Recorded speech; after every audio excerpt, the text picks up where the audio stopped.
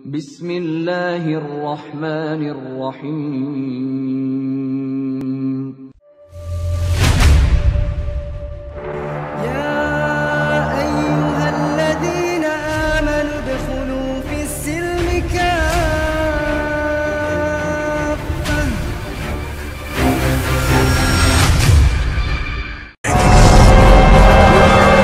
أما محمد بسبيل مؤجل الجحيم هنا.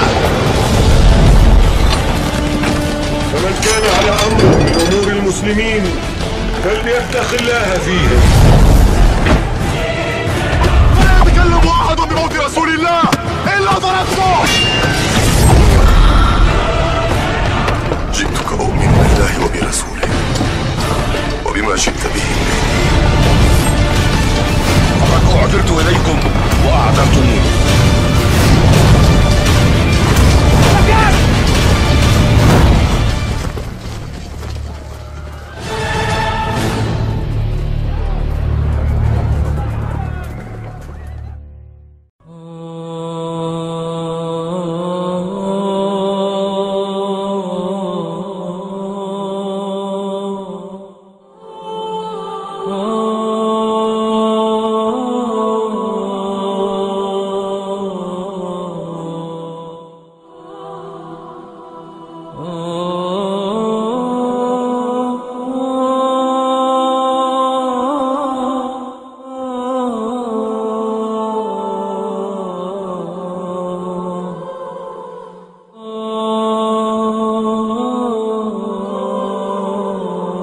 Kisah-kisah di dalam Al-Quran yang memegang mushaf bisa dilihat surat Al-Ma'idah ayat 27 sampai 31. Kisah ini adalah kisah yang sangat menakjubkan untuk kita kaji, tentang kisah dua anak Nabi Adam alaihi salatu wassalam, Habil dan juga Qabil. Allah subhanahu wa ta'ala berfirman di dalam surat Al-Ma'idah ayat 27 sampai 31. A'udzu billahi minasyaitonir rajim. Watslu alaihim naba abnai Adam bil haqq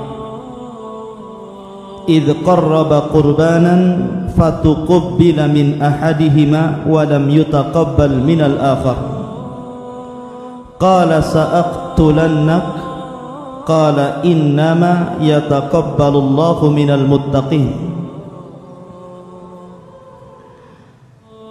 Dan ceritakanlah wahai Muhammad yang sebenarnya kepada mereka tentang kisah dua putra Adam alaihi salatu wassalam, ketika keduanya mempersembahkan kurban, maka kurban salah seorang di antara mereka berdua yakni Habil diterima dan dari yang lainnya yakni Qabil ditolak. Kemudian Qabil berkata, sungguh aku pasti membunuhmu. Maka Habil menjawab, sesungguhnya Allah hanya menerima amal dari orang-orang yang bertakwa. Ma'asyiral muslimin rahimani wa rahimakumullah. Kisah ini masyhur, dan kisah ini ikhwatu fiddin yang dimuliakan Allah azza wa jalla, satu kisah yang sangat menarik untuk kita kaji. Di antara faedahnya adalah jangan pernah memberi contoh yang buruk kepada orang lain. Karena Rasul sallallahu alaihi wasallam bersabda, "Man sanna sunnatan sayyi'atan falahu wizruha wa wizru man 'amila ba'dahu la yanqusu min auzarihim syai'an." Barang siapa yang memberikan contoh dengan contoh yang buruk, maka dia mendapatkan satu dosa dan dosa orang yang mengikutinya tanpa mengurangi dosa mereka sedikit pun. Dahulu ikhwatu fiddin yang dimuliakan Allah azza wa jalla, kita tahu bahwa makhluk pertama yang Allah ciptakan dari kalangan manusia adalah Adam alaihi salatu wassalam. Ini makhluk pertama. yang disebutkan oleh para ulama sebagai Abul Basharil Ula, bapak manusia yang pertama. Karena di sana ada bapak manusia yang kedua, Abul Basharil Tsani, yang namanya Nuh alaihi salatu wassalam. Allah Subhanahu wa taala berfirman dalam Al-Qur'an, "Innallaha astafa Adama wa Nuha wa ala Ibrahim wa ala Imran 'alal alamin." Dan sesungguhnya Allah Subhanahu wa taala telah memilih Adam alaihi salatu wassalam, kemudian setelahnya Nuh alaihi salatu wassalam, kemudian setelahnya keluarga Ibrahim, kemudian setelahnya keluarga Imran. Kenapa Allah Subhanahu wa taala memilih Adam yang pertama? Karena Allah menjadikan Adam sebagai Abul Basharil Ula, bapak manusia pertama. Dari beliau inilah seluruh manusia sampai kiamat dibangkitkan adalah keturunannya, kecuali Darwin dan para pengikutnya yang mengatakan keturunannya dari kera. Itu urusan mereka, biarkan saja. Kita keturunan Adam alaihi salatu wassalam. Kemudian yang kedua Nuh, dan Nuh disebut dengan Abul Basharil Tsani, bapak manusia kedua, karena setelah tragedi tufan yang merupakan azab Allah yang sangat dahsyat meluluh lantakkan umat manusia, sehingga tidak ada yang tersisa kecuali Nuh dan anak-anaknya beserta sedikit pengikutnya. Kemudian dari tiga putra Nuh inilah kemudian lahirlah umat manusia yang semuanya bernasabkan kepada Syam, Ham dan juga Yafis, dan tiga putranya seluruhnya keturunan Nuh, dan Nuh keturunan Adam alaihi salatu wassalam. Kemudian yang ketiga Allah pilih keluarga Ibrahim. Kenapa? Karena setelah Ibrahim alaihi salatu wassalam diutus menjadi nabi dan rasul, maka seluruh para nabi dan rasul setelahnya adalah keturunan Ibrahim alaihi salatu wassalam dari dua jalur. Jalur Siti Sarah yang kemudian melahirkan Ishak, dan Ishak melahirkan Yakub yang dikenal dengan Israel, sehingga keturunannya disebut Bani Israel, sampai kepada Isa bin Maryam. Kemudian jalur yang kedua adalah jalur Hajar. Dari jalur Hajar ini lahirlah Nabiullah Ismail alaihi salatu wassalam, dan setelahnya tidak terlahirkan kembali keturunannya yang diangkat menjadi nabi dan rasul sampai kepada Rasul kita Muhammad sallallahu alaihi wasallam. Baru muncul seorang nabi dan rasul, akhirul anbiya wal mursalin, keturunan Ismail, nabi kita Muhammad sallallahu alaihi wasallam. Kemudian yang keempat Allah pilih keluarga Imran. Kenapa? Karena dari Imran inilah lahir dua bayi yang tidak bisa disentuh syaitan, Maryam bintu Imran dan putranya Isa bin Maryam. Kembali kepada topik, Adam alaihi salatu wassalam ketika bermaksiat kepada Allah azza wa jalla lantaran memakan buah larangan yang Allah firmankan, wala taqraba hadhihi syajarah, jangan kau dekat pohon larangan ini. Akhirnya Allah subhanahu wa ta'ala takdirkan Adam bermaksiat. Kemudian Adam pun memakan buah larangan tersebut. Akhirnya Allah usir, qul nahbitu minha jami'an, keluar kalian dari surga. Maka mereka keluar semua, baik Adam, Hawa ataupun iblis. Maka mereka akan menjadi musuh ketika di dunia. Ba'duhum aduwwa li ba'di, sebagian mereka akan menjadi musuh bagi yang lainnya. Ketika Adam sudah diturunkan dari surga Jannatul Ma'wah menuju dunia, dan itu sudah ditakdirkan memang Adam akan menjadi khalifah di permukaan bumi, sebagaimana Allah firmankan kepada para malaikat, inni ja'ilun fil ardi khalifah, aku akan jadikan bumi ini khalifah, makhluk yang bergenerasi. Maka Adam pun diturunkan ke bumi. Kemudian untuk keberlangsungan umat manusia, maka kemudian Adam pun diberikan keturunan, setiap melahirkan selalu kembar. Setiap melahirkan selalu kembar, ikhwan dan akhwat, laki-laki dan perempuan. dan Hawa berhasil melahirkan sampai 20 kali, sehingga seluruh putra putri Adam itu jumlahnya 40, 20 laki-laki dan 20 perempuan. Ketika anak-anak Adam sudah besar sehingga sudah layak satu dengan mereka menikah, maka Allah Subhanahu wa taala mensyariatkan kepada Adam untuk menikahkan silang antara putra dan putrinya. Kebetulan ketika itu Habil memiliki putri yang kembar, akan tetapi wajahnya kurang cantik. Akan tetapi Qabil ini Allah takdirkan kembarannya sangat cantik, sangat ayu, senang dipandang. Namanya orang cantik kan suka dipandang, senang memandangnya juga.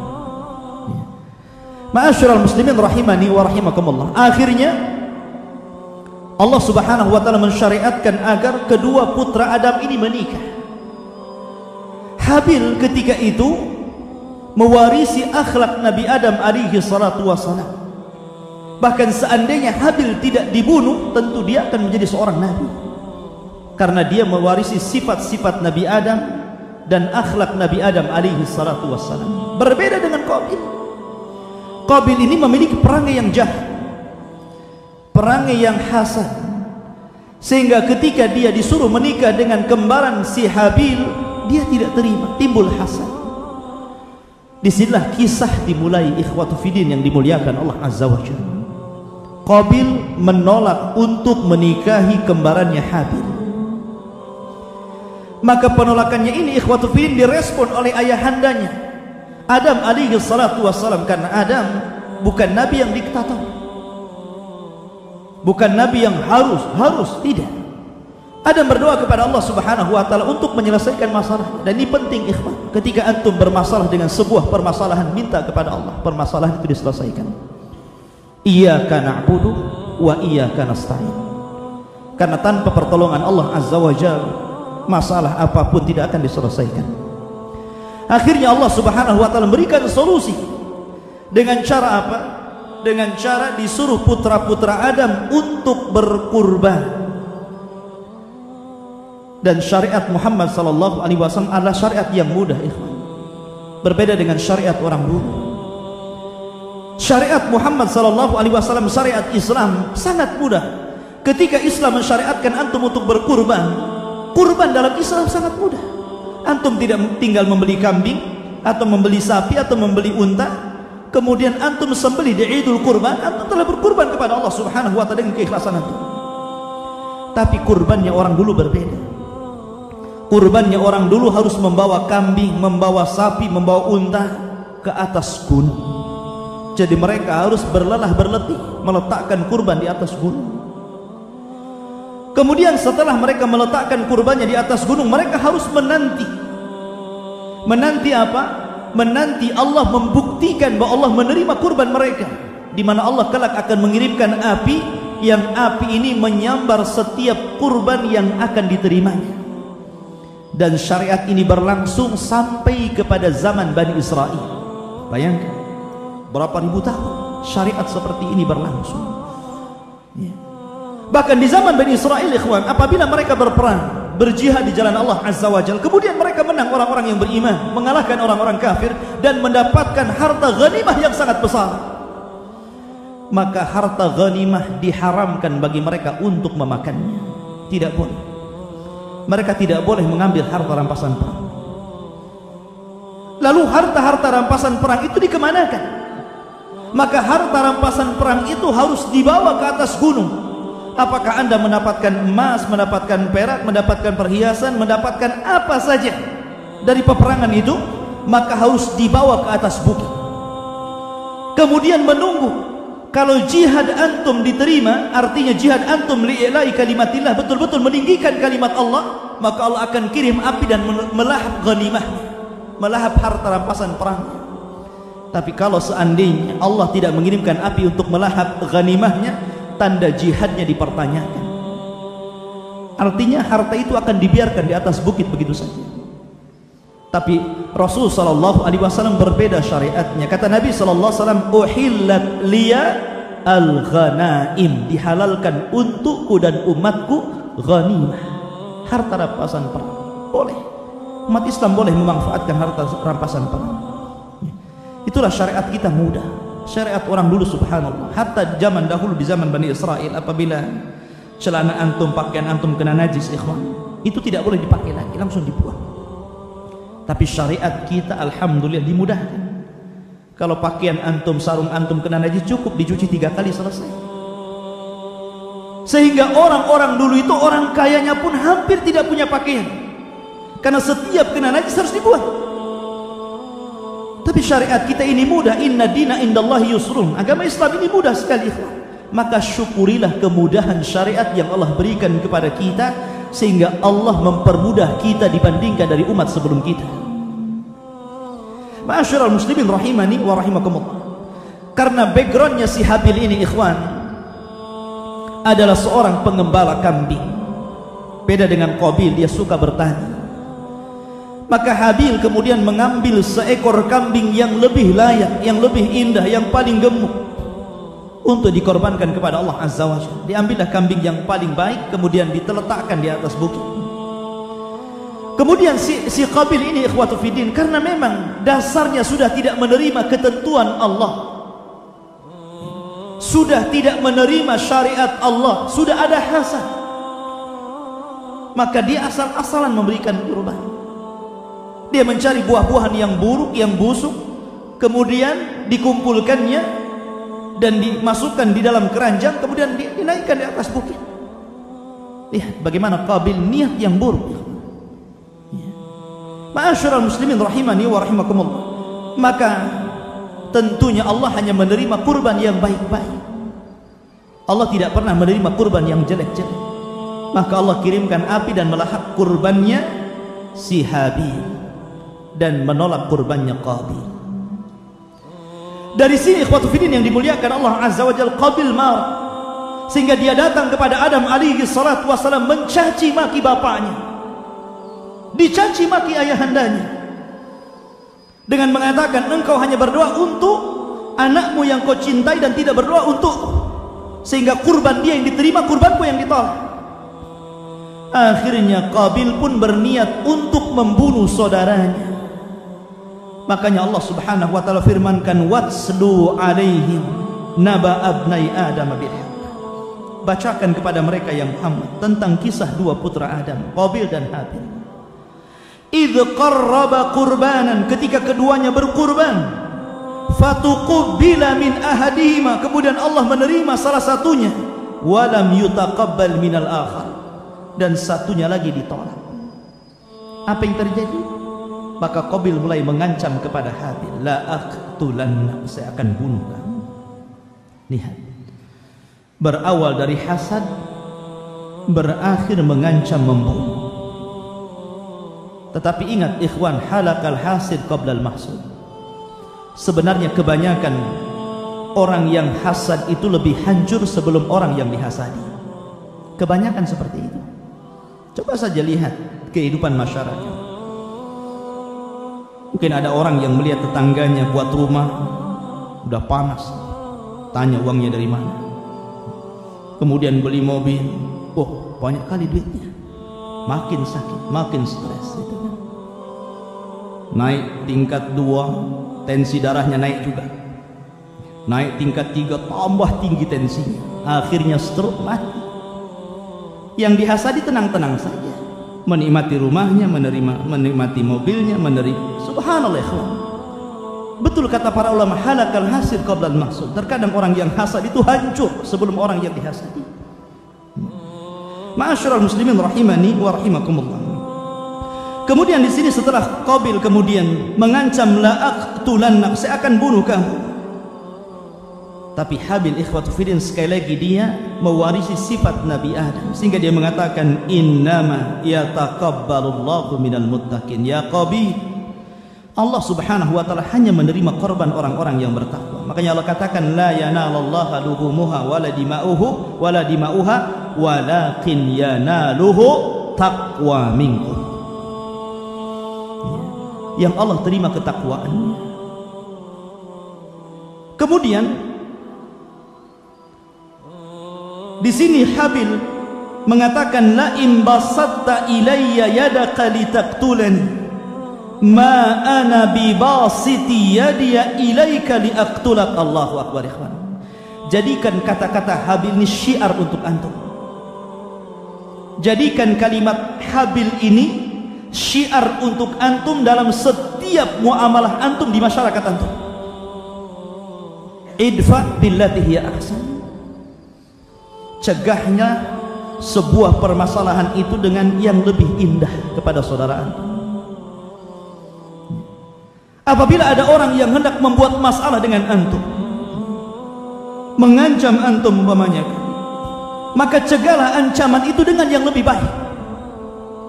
Lihat bagaimana di sini Habil alaihi salatu wasallam mengatakan, la in basatta ilayya yadaka litaqtulani ma ana bibasiti yadiya ilaika liaqtulak. Sekiranya engkau wahai Qabil hendak menjulurkan tanganmu untuk membunuh aku, saya tidak akan membunuh kamu. Lihat, jelas-jelas ikhwatu fiddin bahwa si Qabil ini ngancam untuk bunuh. Padahal ikhwatu fiddin yang dimuliakan Allah Azza wa Jalla, seandainya ada orang yang masuk ke rumah antum kemudian hendak mengambil harta antum, mengambil atau mengganggu keluarga antum, seandainya antum membunuh dia, itu tidak ada kisus bagi antum. Bahkan kalau antum terbunuh, antum syahid di situ. Kenapa? Karena antum menjaga harta dan keluarga, syahid. Tapi di sini bagaimana? Habil dia mengatakan, kalau engkau membunuh aku silakan, tapi aku tidak akan membunuhmu. Padahal Islam ini diturunkan untuk menjaga 5 masalah. Kenapa sampai diturunkan Quran dan Sunnah kepada kita ya? Semuanya menjaga 5 masalah. Pertama, keyakinan, supaya kita tidak memiliki keyakinan sesat, maka diturunkan Quran dan Sunnah untuk meluruskan akidah dan keyakinan. Yang kedua, menjaga jiwa, makanya Islam melarang membunuh. Makanya orang-orang Khawarij yang mereka menghalalkan darah-darah kaum muslimin, Allah katakan dalam lisan Rasul, kilabu ahlin nar, anjing-anjingnya penduduk neraka, dicela.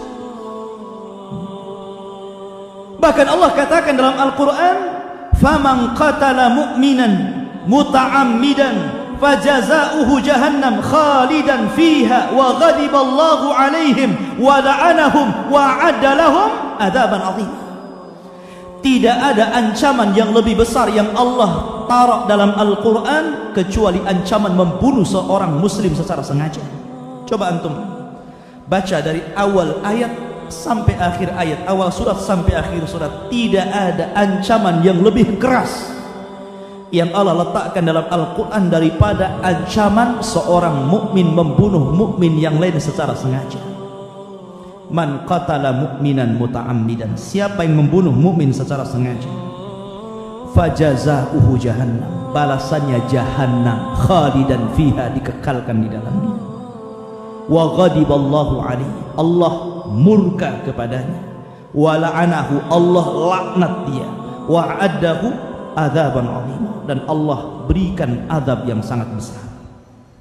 Tidak ada ancaman yang lebih besar daripada membunuh yang diletakkan dalam Al-Quran. Sehingga para ulama khilaf yang sangat panjang tentang hukum seorang mukmin membunuh mukmin yang lainnya secara sengaja, bisa mengantarkan kepada kekufuran atau tidak. Tapi di sini faedahnya ikhwatu fiddin yang dimuliakan Allah Azza wa Jalla, bagaimana Qabil dia mengancam bunuh kepada si Habil, tapi Habil menanggapinya dengan tenang. Kalau engkau hendak membunuhku silakan, tapi aku tidak akan membunuh. Ini akhlak seorang mukmin. Maafkan mereka. Maafkan orang-orang yang hendak menyakiti Anda. Maka sifat pemaaf itu terkadang lebih hebat daripada membalas. Kemudian Allah Subhanahu wa taala katakan, inni akhafullaha rabbal alamin. Habil bukan tidak berani kepada Qabil, karena ahli tafsir mengatakan bahwa badan Habil ini lebih besar daripada Qabil, lebih kuat daripada Qabil. Kenapa dia tidak mau meladeni Qabil? Bukan karena takut. Ini jawabannya. Karena inni akhafullaha rabbal alamin, karena aku takut Allah. Aku takut kepada Allah Rabb semesta alam. Ini menunjukkan bukan karena takut, tidak, tapi karena takut yang di atas, bukan takut meladeni si Qabil. Maka kemudian inni uridu antabu bismi wa ismaka fatakuna min ashabin nar wa dzalika jazaa'udz zalimin. Sesungguhnya aku ingin agar engkau kembali dengan membawa dosa membunuhku dan dosamu sendiri, maka engkau akan menjadi penghuni neraka, dan itulah balasan bagi orang-orang yang zalim. Subhanallah. Maka setiap pembunuhan sejak zaman Qabil membunuh Habil sampai kiamat dibangkitkan, maka Qabil akan menerima dosa seluruh orang-orang yang membunuh di permukaan bumi.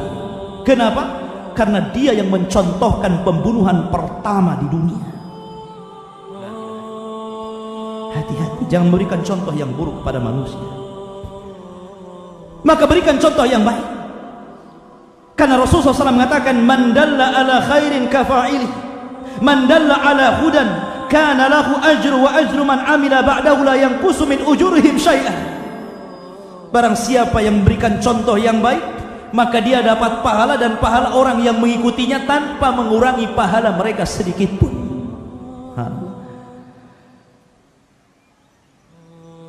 Berarti kalau kita melihat hadis ini, ikhwatul fiddin, siapa yang paling banyak dapat pahala? Rasul. Rasul yang banyak pahalanya, karena lewat dialah seluruh umat manusia mendapatkan petunjuk Allah Subhanahu wa ta'ala. Artinya Rasul itu kaya pahala. Tidak perlu antum transfer pahala puasa antum untuk Rasul.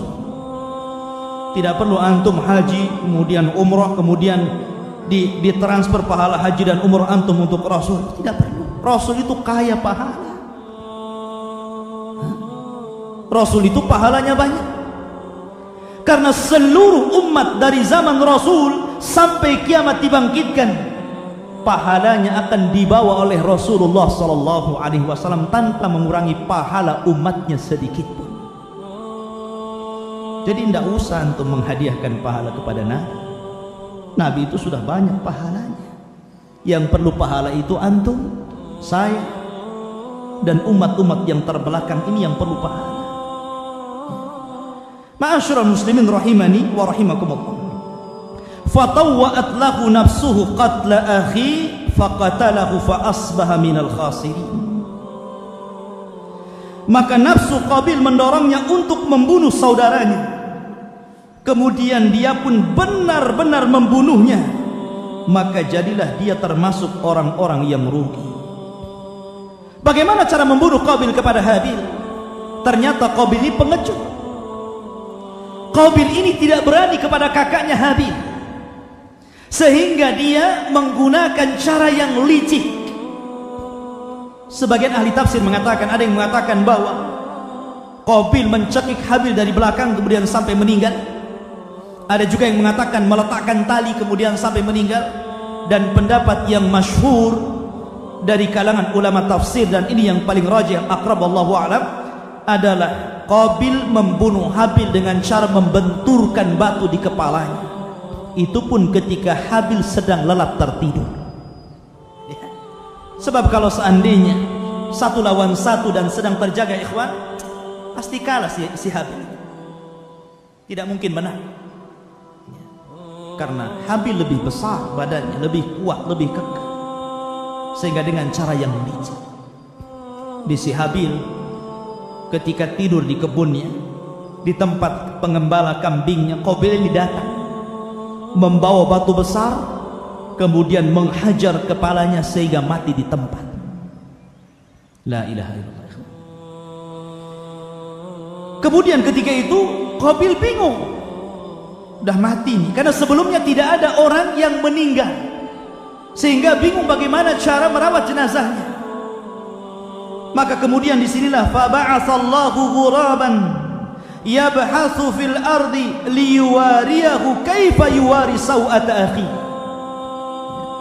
Kemudian Allah mengutus seekor burung gagak yang sedang menggali tanah untuk diperlihatkan kepada Qabil bagaimana dia seharusnya menguburkan mayat saudaranya. Jadi ketika itu Allah mengutus 2 burung gagak. 2 burung gagak ini sedang bertarung. Kemudian mati salah satu dari kedua burung ini.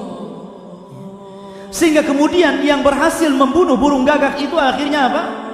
Mengorek-ngorek tanah dengan patuknya dengan tangannya. Setelah dalam, kemudian diambil jasad saudaranya, kemudian diletakkan di tanah itu, kemudian dikorek-korek kembali. Barulah di situ kemudian Qabil mulai berpikir. Dia mulai berpikir bahwa menguburkan si Habil saudaranya. Maka dari situlah kemudian dia mengambil cangkuk dan skopnya, kemudian menggali tanah dan meletakkan jasadnya Habil, kemudian menguburkannya. Ikhwatu fiddin yang dimuliakan Allah Azza wa Jalla. Kemudian dia mengatakan apa? Qala ya wailata a'ajaztu an akuna mithla hadzal ghurab fa uwariya sawata akhi fa asbaha minan nadimin. Lihat bagaimana kata-kata Qabil. Beliau mengatakan, duhai celaka aku, mengapa aku tidak mampu berbuat seperti burung gagak itu sehingga aku dapat menguburkan mayat saudaraku ini. Dia merasa bahwa dia lebih jahil daripada burung, begitu kan? Makanya dia mengatakan di ujung ayat, fa asbaha minan nadimin, maka dia termasuk orang-orang yang menyesal. Bukan menyesal karena membunuh Habil, bukan. Sebab kalau seandainya dia menyesal karena membunuh Habil, dia akan bertobat. Tapi dia tidak pernah bertobat. Maksud menyesal di sini, menyesal bahwa dia tidak lebih cerdas daripada gagak, itu maksudnya. Lihat. Dia bukannya nyesal dia sudah membunuh saudaranya gitu. Enggak, dia nyesal dia lebih bodoh. Ternyata gagak lebih pintar ngasih pelajaran kepada dia. Fa asbaha minan nadimin. Subhanallah. Lihatlah kerasnya hati si Qabil ini.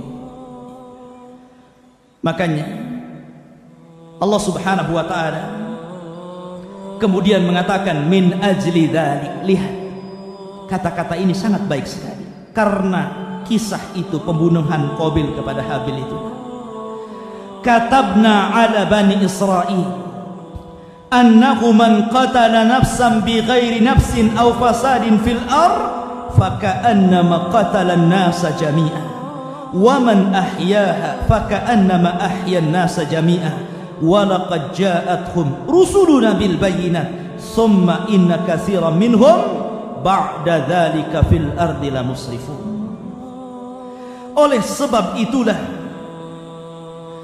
maka kami tetapkan kepada Bani Israel bahwa barang siapa membunuh seseorang bukan karena orang itu membunuh orang lain atau bukan karena membuat kerusakan di bumi, maka seakan-akan dia telah membunuh seluruh manusia. Sebagaimana barang siapa yang menghidupkan jiwa satu manusia, maka seolah-olah dia telah menghidupkan jiwa seluruh manusia. Na'udzubillah. Ketika kita membunuh satu jiwa, maka kita dianggap membunuh seluruh jiwa manusia. Berapa banyak orang yang membunuh jiwa di zaman sekarang? Terkadang ada anak remaja dan remaji melakukan perzinahan, kemudian punya anak, kemudian dibunuh. Na'udzubillah. Alasannya anak zina tidak layak hidup. Dia tidak tahu ayat ini. Kelak bayi-bayi itu akan datang kepada Allah, wal mau'udatu su'ilat bi ayyi dzambin qutilat. Kenapa? Dosa apa saya dibunuh? Ya.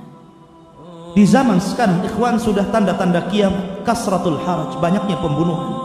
Terkadang orang membunuh tidak tahu apa alasan dia membunuh. La yadri al-qatil liman qatal wa la yadri qutil liman qutil. Orang yang membunuh enggak tahu apa alasan dia membunuh, orang yang dibunuh juga tidak tahu kenapa saya bisa dibunuh. Di zaman sekarang gara-gara uang parkir dibunuh, gara-gara rebutan parkir bunuh sesama preman. Subhanallah. Gara-gara anak minta motor pada orang tua nggak dikasih, dibunuh orang tuanya. Na'udzubillah. Sekarang ini nyawa manusia sangat murah. Siapa yang mengajarkan pembunuhan ini? Qabil yang mengajarkan pembunuhan ini. Maka siapapun yang membunuhnya, maka Qabil memiliki kiflun ala qatli bani Adam. Dia punya tanggung jawab besar atas pembunuhan yang dilakukan anak Adam. Ma'asyiral muslimin rahimani wa rahimakumullah. Maka kisah ini kisah yang sangat baik ikhwatul fiddin yang dimuliakan Allah Azza wa Jalla. Maka ketika Qabil telah membunuh Habil, dia tidak bertobat, naudzubillah. Justru dia akhirnya mengasingkan diri dari kabilah Adam alaihi salatu wasalam. Dia memilih mengambil istrinya ke lembah dan dia hidup sendiri, membuat keturunan sendiri di situ. Ketika Adam alaihi salatu wasalam melihat Habil meninggal, tentu anak yang paling dicintai ini juga sama akan terasa kepada antum, ikhwan. Kalau antum memiliki anak, kemudian dari 10 anak itu ternyata 1 anak yang baik sama antum gitu kan, dia yang selalu ngirim ke antum. Nanti kalau udah tua antum udah rasakan ya, udah nenek-nenek, kakek-kakek itu kan ngarap anaknya biasanya. Kenapa anak sini nggak ngirim, kenapa sana nggak ngirim itu. Tapi satu ada yang perhatian kepada antum. Pasti ketika dia meninggal antum akan sakit-sakitan. Mungkin 1 minggu antum nyusul, ya kan? Artinya bahwa Habil ini anak yang paling dicintai Nabi Adam alaihi salatu wassalam. Makanya ketika Allah melihat kesedihan Adam alaihi salatu wassalam, akhirnya Allah ganti posisi Habil dengan Allah berikan hadiah berupa anak yang saleh sama dengan Habil, namanya Syith. Shin ya tha, Syith. Syith itu dalam bahasa Nabi Adam di zaman itu namanya hibah, hibatullah, artinya hadiah dari Allah untuk menggantikan Habil. Yang kemudian Syith inilah yang akan menjadi nabi pertama setelah Adam alaihi salatu wassalam. Syith ini diajarkan sekitar 50 lembar suhuf Nabi Adam. Adam diberikan suhuf lembaran oleh Allah Azza wa Jalla 100 lebih. Tapi yang diajarkan kepada Syith itu 50 lembar. Dari sinilah kemudian Syith menerapkan undang-undang yang sudah diterapkan Adam alaihi salatu wassalam kepada kabilah Adam yang lainnya. Maka dia menjadi nabi setelah Adam alaihi salatu wassalam. Maka ketika itulah terjadi 2 kelompok, antara kelompok yang jahat dan kelompok yang baik.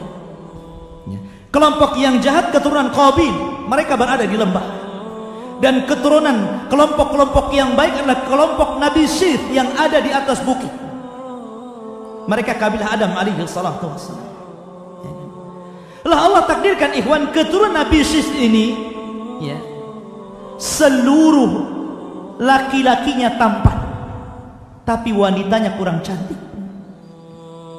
Tapi keturunan Qabil ini ikhwatul fiddin terbalik, wanita-wanitanya cantik, laki-lakinya kurang lebih dengan kita, kurang tampan gitu kan ya. Jadi Allah balikan di sini. Syaitan ketika itu belum berhasil menggoda Bani Adam, hanya berhasil, maksudnya tidak sampai kepada tingkat kekufuran, belum ada kesyirikan di situ. Karena dari Adam alaihi salatu wassalam sampai kepada Nabi Nuh asyratul qurun. Kalau kurun itu artinya adalah generasi, berarti 10 generasi. Tapi kalau yang dimaksud kurun di situ artinya adalah tahun, maka 1 kurun itu 100 tahun. Kalau 1000 kurun berarti 1000 tahun. Berarti jarak Nabi Adam kepada Nabi Nuh 1000 tahun lamanya. Dan tidak ada kesyirikan, setan belum bisa menghancurkan akidah seluruh putra Adam, baik keturunan Syith ataupun Qabil. Tapi syaitan ingin membuat jalur ke arah sana. Dengan cara apa?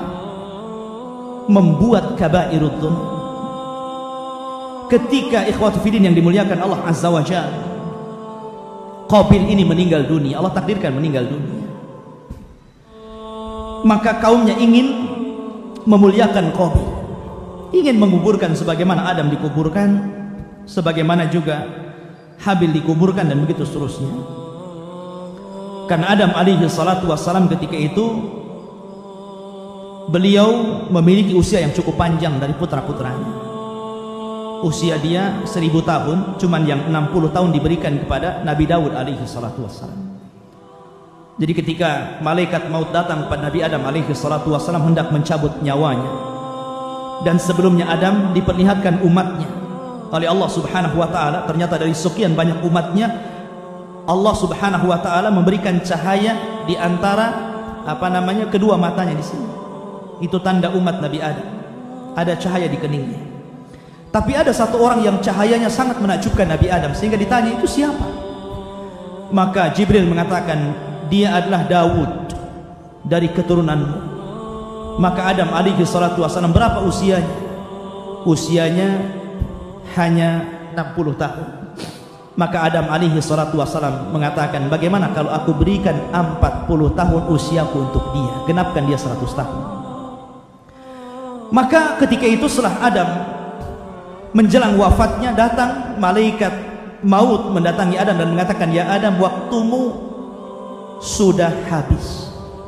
Kata Adam alaihi salatu wassalam, aku kan masih kurang 40 tahun. Ini kan masih 960 tahun, masih kurang 40 tahun. Nanti tunggu 40 tahun kau datang lagi. Maka malaikat maut mengatakan, ya Adam, lupakah engkau, bukankah usia 40 tahun kau berikan kepada Nabi Daud? Kata Adam, enggak benar itu. Aku enggak ngasih siapa-siapa. Adam lupa. Ya, udah pikun, udah lupa dia. Makanya keturunan Nabi Adam disebut insan linisyani, karena lupa. Karena Nabi Adam lupa umurnya, maka manusia disebut insan. Walaqad khalaqnal insana, dan sungguh kami ciptakan manusia. Insan itu bahasa Arab dari kalimat nasiyah, lupa. Makanya kalau antum lupa, wajar, antum manusia. Jangan orang lupa dimaki-maki. Kenapa kamu? Ya namanya lupa, gimana lagi? Kalau udah lupa itu tidak bisa itu. Makanya orang lupa itu diangkat dosanya. Terkadang ada orang dimaki, disalahkan karena lupa. Nggak bisa orang lupa itu manusia. Kalau nggak lupa ya malaikat namanya. Ya. Ma'asyiral muslimin rahimani wa rahimakumullah. Kembali bahwa intinya bahwa ketika Qabil meninggal dunia, maka kaumnya ingin menguburkan Qabil, tapi syaitan datang. Syaitan datang menjelma sebagai orang saleh dan mengatakan kepada kaumnya Qabil, alangkah indahnya kalau Qabil ini kita muliakan. Jangan cara seperti ini, kita muliakan. Maka jasad itu kemudian diletakkan di satu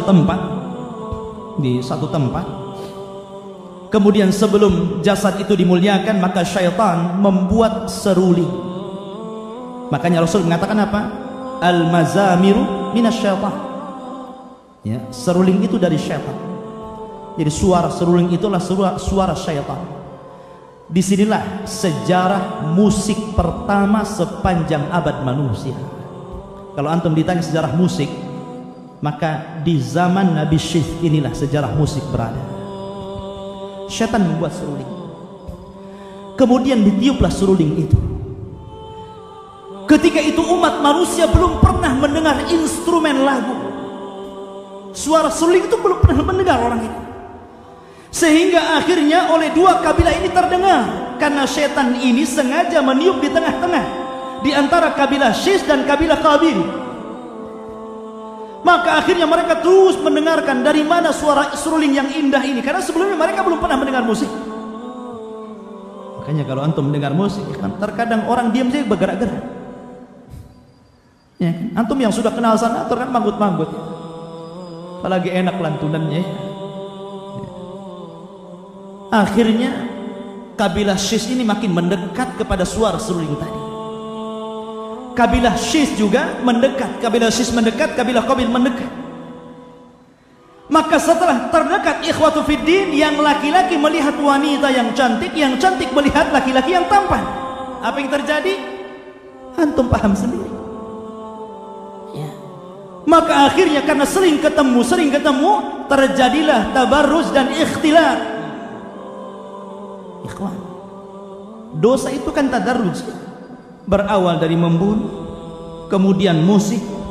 Biasanya kalau habis musik ikhtilat, habis ikhtilat zina, habis zina pasti minum khamr. 3 rangkaian ini pasti ada di tempat hiburan. Ya. Musik, wanita, khamr, membunuh, nggak bisa dilepaskan di tempat hiburan manapun. Ya. Mungkin antum yang mantan-mantan gitu lebih paham dari Anda. Tidak mungkin dilepaskan perkara ini. Ya. Ma'asyiral muslimin rahimani wa rahimakumullah. Artinya akhirnya kemudian terjadilah perzinahan di antara mereka. Syaitan berhasil mengacaukan Bani Adam. sampai akhirnya Sis meninggal, Qabil meninggal, maka Allah Subhanahu wa taala utus Nabi Idris. Sebelum Nuh, Idris dulu, nabi kedua setelah Syekh, mendakwahi umat manusia. Ya. Sehingga Allah Subhanahu wa taala akhirnya memberikan ganjaran kepada Idris hebat luar biasa. Kata Allah Subhanahu wa taala, setiap hari Idris akan mendapatkan pahala sejumlah kaumnya. Jadi pahala kaumnya kalau ada berbuat baik diberikan kepada Idris. Dari situlah kemudian Idris, karena dia merasa bahwa pahalanya setiap hari besar diberikan oleh Allah Azza wa Jalla, akhirnya dia meminta untuk diulur-ulurkan waktunya. Waktu kematiannya itu minta ditunda. Maka dia datang, ketika datang malaikat Jibril kepada Idris mengatakan, "Ya Jibril, bisa enggak kau nawar kepada malaikat maut supaya usiaku jangan dicabut dulu?" Karena dia semangat berdakwah. Ikhwan, ini penting bahwa sebaik-baik manusia itu yang tulu umrihi, yang panjang usianya tapi barakah usianya. Jangan minta panjang usianya untuk maksiat. Ya Allah, panjangkan nih, saya belum jadi ini gitu, wali kota belum jadi ini, belum jadi itu. Alasannya apa? Kasihan rakyat saya. Kasihan sama rakyatnya gitu. Ma'asyiral muslimin rahimani wa rahimakumullah. Akhirnya kata Jibril alaihi salatu wasallam, aku nggak punya wewenang. Kalau engkau ingin supaya malaikat maut tidak lekas mencabut ruhnya, kenapa tidak bilang langsung pada malaikat maut? Maka Idris mengatakan, bagaimana caranya? Kata Jibril, baik, aku angkat engkau ke langit keempat. Kau akan berjumpa dengan malaikat maut di sana. Maka diangkatlah Idris, sebagaimana Allah Subhanahu wa taala firmankan dalam Al-Qur'an, wa rafa'nahu makanan 'aliyya, dan kami angkat Idris ke tempat yang paling tinggi, maksudnya langit keempat. Setelah langit keempat, maka Jibril menghadap malaikat maut. Malaikat maut sedikit baru datang juga dari hadapan Allah Subhanahu wa taala. Maka Jibril mengatakan, "Assalamualaikum," salam kepada malaikat maut, dan mengatakan, "Apa, bersama siapa engkau kemari wahai Jibril?" Maka dia mengatakan, bersama Nabi Allah Idris alaihi salatu wassalam. Ya kan? Maka malaikat maut bahagia luar biasa. Kenapa? Kata malaikat maut, kebetulan Allah memerintahkan aku untuk mencabut nyawa seseorang, ya, dan itu berada di langit keempat. Ya. Mana orangnya? Akhirnya kemudian Jibril kaget gitu kan. Satu sisi Nabi Idris ingin minta diulur-ulurkan waktunya, sisi lain malaikat maut ingin mencabut nyawanya. Ya. Akhirnya kemudian ikhwatu fiddin yang dimuliakan Allah Azza wa Jalla, ketika Idris dipertemukan dengan malaikat maut, langsung dicabut rohnya. Ini persis kejadiannya seperti kisah Nabi Sulaiman alaihi salatu wassalam ketika berbicara dengan salah satu menterinya di istananya. Sedang enak-enak ngobrol gitu Nabi Sulaiman, tiba-tiba diketuk pintunya. Dibuka, ternyata ada orang yang sangat besar, yang sangat hitam, yang menakutkan, memandang wajah menterinya. Ketakutan itu menteri itu. Tapi Sulaiman dengan tenangnya menghampiri orang tersebut. Setelah berbisik-bisik, kemudian pergi orang tersebut dan ditutup pintunya. Maka menterinya mengatakan, "Ya Sulaiman, siapa orang itu? Pandangannya tajam, aku takut sekali." Ya. Kata Sulaiman, itu adalah malaikat maut. Dia mau nyabut orang, mau nyambut nyawanya orang. Maka karena dia sudah melihat tatapan malaikat itu, dia ketakutan dan mengatakan, "Ya Sulaiman, terbangkan aku, jauhkan aku dari orang itu. Aku masih ingin hidup." "Kemana yang kau mau?" kata Sulaiman. "Terserah, terbangkan aku." Sulaiman menundukkan awan, menundukkan binatang, menundukkan sebentar saja. Dia lebih hebat daripada Aladin yang punya lampu. Ma'asyiral muslimin rahimani wa rahimakumullah. Maka diterbangkanlah menterinya ke sebuah kota di daerah Hindia. Ketika sampai, rupanya orang tadi yang ditakutkan itu sudah duduk di hadapannya nunggu. Lah, kok ketemu di sini? Iya kan? Akhirnya dicabut ruhnya. Kata Sulaiman heran ketika itu, kalau engkau memang ingin mencabut nyawanya, kenapa tidak dari tadi ketika engkau datang ke istanaku? Kenapa kau harus cabut di sini gitu? Maka malaikat mengatakan, sesungguhnya ya Sulaiman, aku diperintahkan Allah Subhanahu wa taala untuk mencabut rohnya si fulan. Ternyata dia di sini, ya ini aku cabut. Makanya Allah firmankan, idza jaa ajaluhu la yastakhiruna sa'atan wa la yastaqdimun. Apabila sudah datang ajalnya, tidak mungkin mundur, tidak mungkin maju, pasti pas waktunya. Ainama takunu yudrikumul mautu walau kuntum fi burujim musayyadah. Dimanapun kau berada, kalau kematian sudah menjemput, pasti datang. Maka Idris juga demikian. Maka tidak ada nabi yang meninggal di langit kecuali Idris. Wa rafa'nahu makanan 'aliyya. Allahu a'lam bissawab.